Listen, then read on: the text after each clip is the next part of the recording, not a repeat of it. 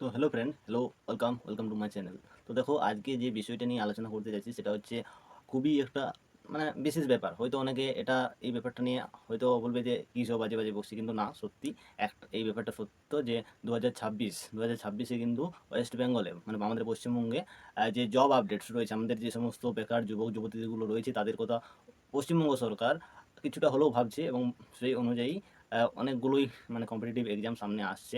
যেমন পুলিশের পরীক্ষাগুলো আহ, খুব অতি সত্বর নিয়ে নেবে আমাদের স্টেট গভর্নমেন্ট। আর সঙ্গে সঙ্গে আমাদের যে WBSSC স্কুল সার্ভিস কমিশন, সেখানেও কিন্তু নিয়ম করে পরীক্ষা চলছে। SLST 9-10 আর 11-12-এ যে সমস্ত শিক্ষক শিক্ষিকা আহ, ছিলেন বা শিক্ষক শিক্ষিকা হওয়ার জন্য নতুনরাও পরীক্ষা দিতে পেরেছে।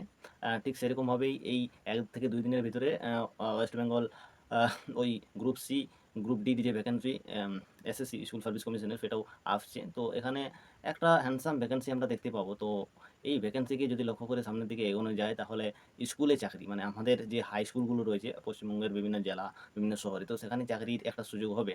আর এখানে ভাই কোনো নেগেটিভ চিন্তা মাথায় নিয়ে এখানে প্রিপারেশন করা যাবে না। নিজের বেস্টটুকু দিতে হবে। আর উম, কে মানছি যারা এক্সপেরিয়েন্স ওলা আছে, ব্যক্তি আছে, তারা কিছু নম্বর ছাড় পাবে, কিন্তু তাদের কথা যাক না, তারা 10 নম্বর পাক ছাড়, তুমি নিজের প্রিপারেশন করো। অনেকে বলবে দুর্নীতি হবে, হোক না, তুমি নিজের একটা সিট তো দরকার ভাই, তো নিজের সেরাটা দিয়ে সেই একটা সিটেই নিয়ে নাও, কেমন? এটাই আমি বলবো। তো ওয়েস্ট বেঙ্গলে 2026টা যেহেতু বিধানসভা ভোট আছে, সেই নিরিখে একটা তো রিক্রুটমেন্টের যে বন্যা বা ঝড় বা একটা ঝলক আসতে চলেছে। তো সকলকে একটাই বলবো, যে সমস্ত ফ্রেন্ডস তোমরা রয়েছো, সিনিয়র জুনিয়র, এবং যারা সহপাঠী বন্ধু আমার রয়েছে, তোমাদেরকে বলবো সকলে কিন্তু নিজের সেরাটা দিয়ে পারফর্ম করো। আর এবার কিন্তু ভাই একটা তো কিছু করতেই হবে। 2026-এর পর কবে আবার বিধানসভা ভোট হবে, আমাদের রাজ্যে রিক্রুটমেন্ট হবে, সেই কথা আমি এখন আর না বলাটা আমি মনে করছি ভালো হবে। তো চলো, 2026-এ পশ্চিমবঙ্গে একটা রিক্রুটমেন্টের ঝড় আসছে, সেই ঝড়ে নিজের একটা সিট বাবু নিয়ে নিতে হবে। আর কাজেই এখন থেকে নিজের যে 24 ঘন্টাটা, 24 আওয়ার্স, এটাকে খুব ভালোভাবে ইউটিলাইজ করো, সেরা টু সেরা পারফর্ম করো।